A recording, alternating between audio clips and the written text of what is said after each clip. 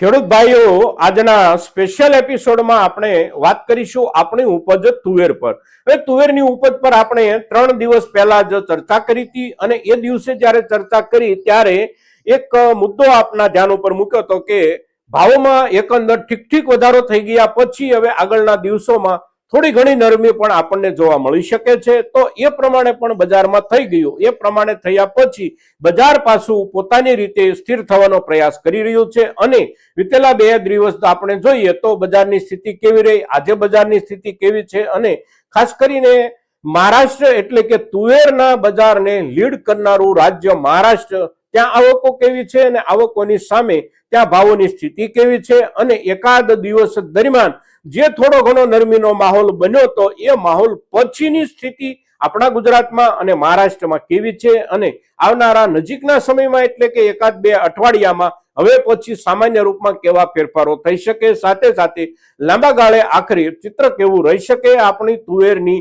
બજાર સ્થિતિનું. તો આ મુદ્દા પરની ચર્ચા એટલે આજની આપણી વર્તમાન તુવેરની સ્થિતિની ચર્ચા. મિત્રો, તો આજના આપણા આ તુવેર સંબંધિત એપિસોડમાં આપ સૌ દર્શક મિત્રો અવશ્ય બન્યા રહેજો. નમસ્કાર ખેડૂત મિત્રો, જય કિસાન, જય ભારત. ખેડૂત ભાઈઓ, આજે આપણે જે કાંઈ વાત કરીએ છીએ એ વાત એટલે આપણી તુવેરની ઉપજની ચર્ચા. હવે તુવેરની ઉપજમાં આપણે જોઈએ તો પાછળના દિવસોમાં ભાવોમાં એકંદર અને ઝડપથી સુધારો જે કાંઈ બન્યો એ સુધારો બનતો તો એ દિવસો દરમિયાન એટલે કે 3 દિવસ પહેલા આપણે જે એપિસોડ કર્યો એ એપિસોડમાં આપ સૌને એક માહિતી આપવાનો પ્રયાસ કર્યો હતો કે ઝડપથી વધી રહેલા ભાવોની અસર આપણને 2-5 દિવસમાં બજારમાં કદાચ જોવા મળી શકે, ભાવોની સ્થિરતાના રૂપમાં અથવા તો ભાવોમાં થોડી નરમીના રૂપમાં. અને બન્યું એવું કે લગભગ બીજા જ દિવસે એ પ્રમાણે સ્થિતિ આપણને જોવા મળી, કારણ કે 1800 રૂપિયાના લેવલે પહોંચી ગયેલા ભાવોમાં 70 થી 80 રૂપિયાનો ઘટાડો બન્યો. પણ એ ઘટાડો, એ નરમી, એ સ્વાભાવિક બાબત હતી. ત્યાર પછી પાછું તરત બજાર પોતાની જૂની સ્થિતિ તરફ જવાના પ્રયાસો કરવા લાગ્યું. હજી ત્યાં નથી પહોંચ્યું પણ એકંદર બજાર થોડું સુધરી અને સપાટી જાળવી રાખવા સુધી પહોંચી ગયું છે. એટલે આપણે આજે જ્યારે ચર્ચા કરી રહ્યા છીએ ત્યારે આજના ભાવોની સ્થિતિ આપણે જોઈએ તો આજે તારીખ છે 3 ફેબ્રુઆરી 2026 અને વાર છે મંગળવારનો દિવસ છે. એટલે આપણા તમામે તમામ માર્કેટિંગ યાર્ડોમાં કામકાજ શરૂ છે.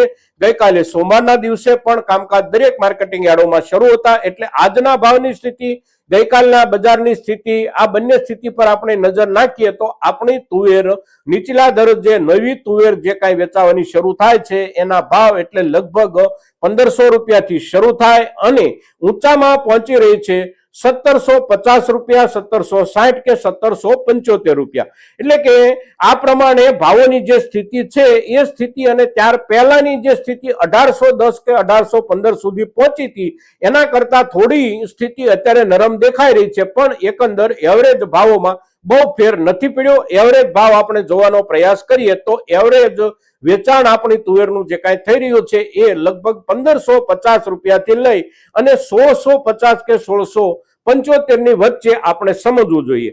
એકદમ બેસ્ટ ક્વોલિટી હોય તો 1675 થી ઉપર જતી હોય અને થોડી વધારે સામાન્ય ક્વોલિટી હોય તો 1550 ની નીચે રહી જતી હોય. આ પ્રમાણે સ્થિતિ ભાવોની આપણા ગુજરાતની છે. હવે મહારાષ્ટ્રની આપણે વાત કરીએ તો મહારાષ્ટ્રમાં આપણે પાછળની ચર્ચાઓમાં આપને જે બતાવતા હતા એ પ્રમાણે એકંદર મહારાષ્ટ્રમાં આપણા કરતા બજાર ભાવ થોડા આગળ રહેતા હોય છે અને એનું કારણ મહારાષ્ટ્ર મુખ્ય વાવેતરનો વિસ્તાર છે, મુખ્ય બજારનો વિસ્તાર છે અને તેથી સ્વાભાવિક રીતે ત્યાં થોડા ઘણા ભાવ બધા કરતા આગળ રહેતા હોય. લીડ કરનારું રાજ્ય એટલે મહારાષ્ટ્ર. તો મહારાષ્ટ્રમાં એવરેજ ભાવોની સ્થિતિ આપણે જોઈએ તો મહારાષ્ટ્રની એવરેજ ભાવોની સ્થિતિ 1600 રૂપિયાથી લઈને 1700 રૂપિયા આપણે સમજવી જોઈએ. ત્યાં ક્વિન્ટલના ભાવથી તુવેર વેચાય છે તો ઊંચામાં ઊંચી તુવેર ત્યાં વેચાઈ રહી છે 9200 રૂપિયા કે 9300 રૂપિયા સુધી. સામાન્ય નરમી જે 1-2 દિવસ આવી તો એ 1-2 દિવસની નરમી દરમિયાન મહારાષ્ટ્રમાં ભાવોમાં જે કાંઈ ઘટાડો જોવા મળ્યો તો એ ઘટાડો લગભગ 250 થી 300 રૂપિયા પ્રતિ ક્વિન્ટલે જોવા મળ્યો હતો અને આપણે ત્યાં ગુજરાતમાં 65 થી 70 રૂપિયા 20 કિલોએ આપણને નરમી જોવા મળી હતી. પણ એમાં આવી ગયેલા સુધારા પછી અત્યારે બજારમાં નરમી આપણે જોઈએ તો અંતિમ ઊંચાઈ પર પહોંચેલા ભાવો પછી લગભગ 25 થી 30 રૂપિયા સપાટી નીચે રહી ગઈ છે. પણ એકંદર બજાર સ્થિર થવાનો પ્રયાસ કરી રહ્યું છે અને આગળ ઉપર એ સપાટી સુધી પણ બજાર કદાચ નજીકના દિવસોમાં પહોંચી જઈ શકે. હવે તુવેરના ભાવોની વર્તમાન સ્થિતિ અત્યારે જે કાંઈ છે એ સ્થિતિ આવનારા સમયમાં આપણે જોઈએ તો બહુ ઘટાડા તરફ જવાની સંભાવના શક્યતા અત્યારના સમયે કોઈ બાજુથી નથી. આવનારા સમયમાં સુધારાની શક્યતાઓ વિશેષ પ્રમાણમાં છે અને એના જે કાંઈ મુખ્ય કારણો છે અને જે કારણોને બદલી શકાય નહીં એવા જ કારણો જે છે એ કારણો હજી પણ બજારમાં હાજર છે. એટલે કે ઉત્પાદનમાં મોટો ઘટાડો, વિદેશમાંથી આયાતની સંભાવનાઓ અને શક્યતાઓ જે કાંઈ છે એ હવે કોઈ પણ રૂપમાં સુધરી શકે નહીં એવી સ્થિતિ અત્યારે છે. એટલે આવનારા સમયમાં બજારમાં સુધારા તરફી માહોલ અવશ્ય રહેશે. પણ અત્યારે આપણે જે સમયમાં છીએ એ સમય એટલે આપણા ખેતરોમાંથી પાકીને આવતી નવી તુવેરના મોટા જથ્થાની શક્યતાઓનો સમય. હવે પછીના દિવસોમાં આપણે જોઈએ તો આપણી ખેતરોમાંથી પાકીને આવતી તુવેરનો જથ્થો બહુ ઝડપથી વધવા માંડશે અને બહુ ઝડપથી વધતા જથ્થાની સીધી બજાર તરફની આપણી રવાનગી જો શરૂ રહે એટલે કે બજારમાં મોટા પાયે જથ્થો આપણા તરફથી પહોંચાડવામાં આવે તો અત્યારે થોડા સ્થિર થવાનો પ્રયાસ કરી રહેલા ભાવોમાં નરમી પણ આપણને જોવા મળી શકે છે. માત્ર ગુજરાતમાં નહીં પણ મહારાષ્ટ્રમાં પણ અત્યારે હવે મોટા પાયે પાક આવવાનો શરૂ થઈ જશે. એકાદ અઠવાડિયામાં આવકોમાં પણ ધરખમ વધારો આપણને માર્કેટિંગ યાર્ડોમાં જોવા મળશે. એટલે માર્કેટિંગ યાર્ડોની પોતપોતાની દરરોજની ખરીદીની ક્ષમતા અને ખરીદીની સાથે નિકાલની જેટલી ક્ષમતા હોય એ પ્રમાણે ભાવો જળવાઈ રહે. અગર તો એ પ્રમાણે ભાવો ઉપર નીચે થતા હોય છે. આખા વર્ષ માટેની ઘટ જે કાંઈ રહેવાની હોય એ તો રહેવાની જ હોય, પણ અત્યારના સમયગાળા દરમિયાન બહુ મોટા પાયે આવકો વધી જાય તો અવશ્ય એની અસર બજારમાં થતી હોય છે. એટલે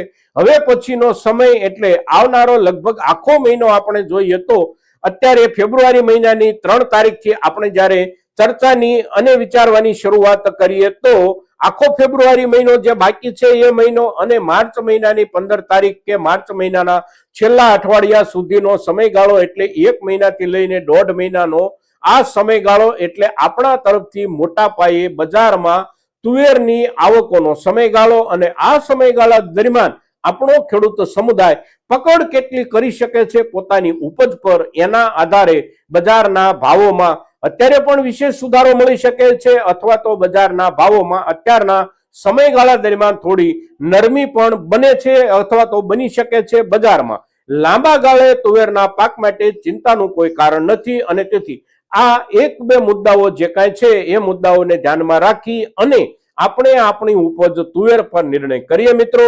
ઝડપથી અને બધી જ ઉપજ એકી સાથે મહિના 1.5 મહિનામાં બજારમાં આવી જાય તો એનું દબાણ બજારમાં અવશ્ય બનતું હોય છે. પણ બજારમાં આવકોનો જથ્થો મર્યાદિત રૂપમાં જળવાઈ રહે અને ખેડૂતો પોતે પણ પકડ વિશેષ પ્રમાણમાં કરતા રહે તો એની અસર નીચે બજારની જે જરૂરિયાત છે એ જરૂરિયાતના આધારે બજાર નિયમિત રૂપમાં અને બજારના ધોરણે દરરોજના 50 રૂપિયા વધે કે દરરોજના 100 રૂપિયા વધે આવી અપેક્ષા આપણે રાખતા હોઈએ તો એ અપેક્ષા આપણી બિલકુલ ખોટી હોય છે. સામાન્ય રૂપમાં દરરોજ 10-15 રૂપિયા 5 રૂપિયા આવો સુધારો બજારમાં બનતો રહે એ બજારની જરૂરિયાતનો સુધારો અને એ ધોરણે મળતો સુધારો એ જ આખરે બજારનો સુધારો.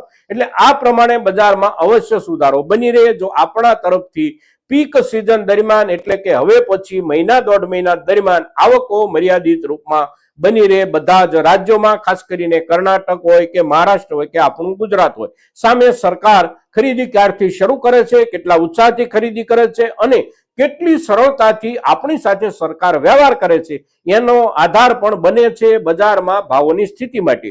તો સરકારની શરૂઆત એ પણ નજીકના સમયમાં કદાચ થઈ જઈ શકે છે. સૌથી પહેલા કર્ણાટકથી થશે, ત્યાર પછી મહારાષ્ટ્રથી થશે અને પછી આપણા ગુજરાતથી થશે મિત્રો. તો અત્યારે વર્તમાનમાં આપણી તુવેરની ઉપજની સ્થિતિ આ છે.